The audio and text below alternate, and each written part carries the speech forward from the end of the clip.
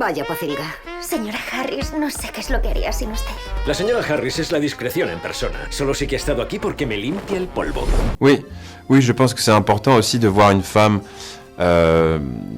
qui a 60 ans et des poussières et qui a, à cet âge-là, accompli quelque chose, parce que dans les années 50, c'était considéré comme la fin d'une vie pour une femme à passer cet âge-là. Et là, de voir qu'une femme de cet âge a comme ça un nouvel élan et se lance vers un rêve, et dans ce rêve impacte des gens positivement autour d'elle, c'est extrêmement rafraîchissant. Et pareil pour Lesley Manville, qui expérience le pic de sa carrière à cet âge-là. Ça montre vraiment que cette idée que on entend tout le temps qu'il y a une espèce d'horloge qui tic-tac pour les femmes dans cette industrie, mais c'est faux. Et donc je trouve que Lesley est un peu le fer de lance de ce combat-là, et j'espère que c'est la première d'une longue série. Oui, c'est important. C'est important de montrer que déjà qu'on n'est pas dans une masculinité toxique et qu'on peut avoir comme ça un personnage masculin qui est vulnérable, qui est très introverti et qui tombe amoureux d'une des plus belles femmes de la maison de Dior, mais qui tombe amoureux d'elle pour son regard, pour sa personnalité, pour ses idées. Et c'est assez marrant parce que dans le film, il est entouré de mannequins tout le temps, tous les jours, et il les voit pas. Elles passent comme des symboles, et Natasha, c'est juste, il est amoureux en fait de la personne qu'il voit. Je pense qu'il se reconnaît en elle parce qu'elle est vulnérable et parce que tout comme lui, elle n'est pas du tout de ce monde-là. Lui, je pense qu'il est comptable parce que ses parents voulaient qu'il fasse ce travail-là, mais c'est un artiste dans son cœur, et il reconnaît que Natasha, elle aussi, c'est une artiste et qu'elle n'est pas forcément heureuse dans ce métier-là.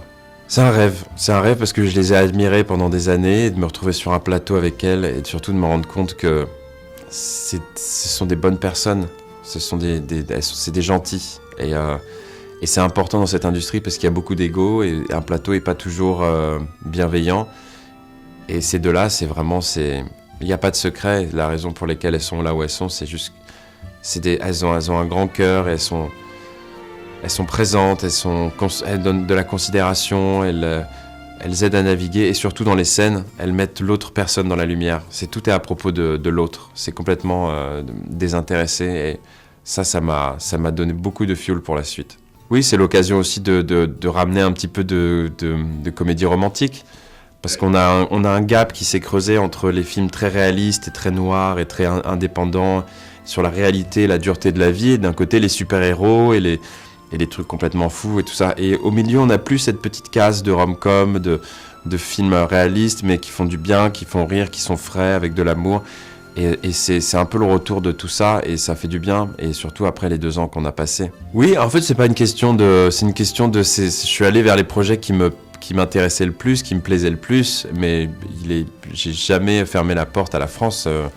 J'aime jouer en français, j'aime jouer en anglais, et je m'estime extrêmement chanceux d'avoir la chance d'être un des peu d'acteurs français qui tournent aux États-Unis, donc j'en profite un maximum, et puis je sais que j'aurai du temps en France.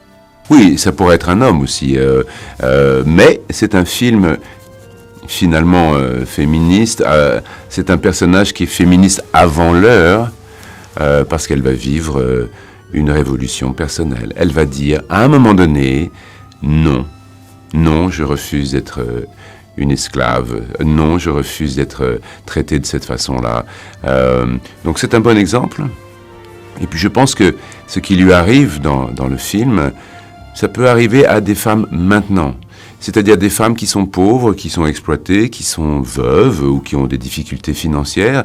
Elles peuvent sortir de leurs conditions si elles ont le courage d'identifier un rêve, quelque chose qui les sorte de leur quotidien. Finalement, c'est une chance pour Ada de tomber amoureuse de cette robe. Parce que c'est cette robe qui est un objet magique, en fait. Elle devient irrationnelle. À partir du moment où elle voit cette beauté-là, il faut qu'elle s'en approche. C'est une folie. Vous savez qu'à l'époque, 500 livres sterling, c'était le prix d'une maison. Donc cette femme de ménage, elle va dépenser le prix d'une maison pour s'acheter cette robe.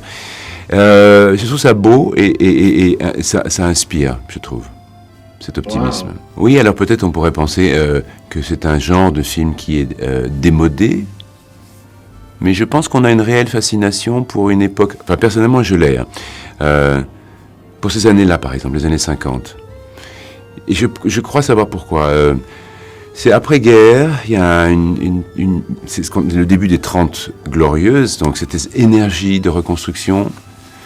Le stylisme est génial, c'est-à-dire que les années 50 ont une pureté de ligne. Bon, alors il y a eu le New Look, mais il y a ça dans les voitures, il y a des couleurs qui sont intéressantes. Par rapport à la brutalité des couleurs modernes, souvent quand on fait des films dans cette époque-là et qu'on voit les gens qui sont habillés, les figurants ou les voitures, tout le monde dit « Ah, c'était tellement beau !» Et ce qu'on trouve dans le monde moderne n'est pas toujours aussi beau. Les couleurs sont plus criardes, des choses comme ça. Bon, l'époque, elle est irrésistible, je trouve. Elle est sharp. Elle est. Je ne saurais pas trouver le mot français. Elle a une énergie et un style qui est particulier. C'est vrai. Oui, c'est les années 50. Mais oui. Oui. Et c'est les années de la création de Dior. Chanel. Bien sûr. Il y a une mais je pense qu'il faut vraiment historiquement aussi considérer à quel moment ça a lieu. Et c'est vrai que faut pas oublier la guerre. Il faut pas oublier la tristesse de la guerre dans les formes, dans les tissus, dans tout ça. Il fallait des nouvelles lignes, de la couleur. Et c'est ça aussi qui bouleverse cette pauvre femme, c'est qu'elle sort de Londres qui a été bombardée, son mari est mort dans la guerre, elle est dans le marron, le noir, le gris, et subitement elle voit un enchantement de couleurs et de brillance et de tissus, etc. Et c'est vraiment comme si elle s'était approchée d'un trésor, quoi.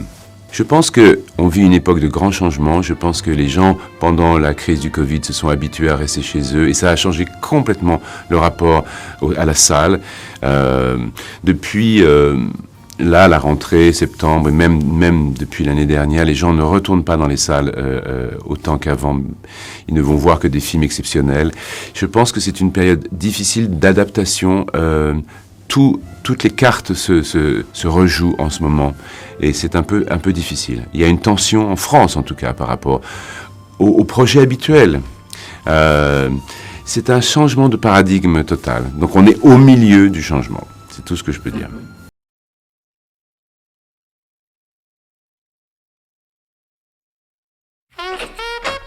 Vaya pocilga. Señora Harris, no sé qué es lo que haría sin usted. La señora Harris es la discreción en persona. Solo sé que ha estado aquí porque me limpia el polvo. Ya lo has visto. Somos mujeres invisibles.